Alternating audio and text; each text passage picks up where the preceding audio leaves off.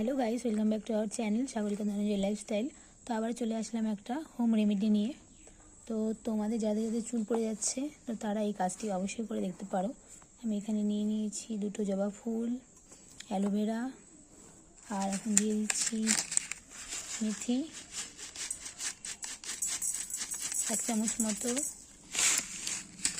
আর দিয়ে দেবো হচ্ছে এই যে দিয়ে দিচ্ছি 2টো পানগুলো কেটে দিলেও হবে, আমি কেটেই দেবো।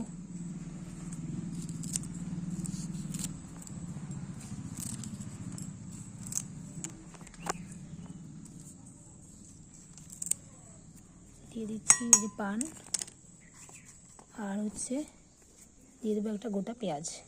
তো এগুলোকে পেস্ট করে নিই, তারপর দেখা হচ্ছে। এই যে এখন মিক্সার গ্রাইন্ডারে গ্রাইন্ড করে নেব। তো এই যে আমার পেস্ট করা হয়ে গেছে।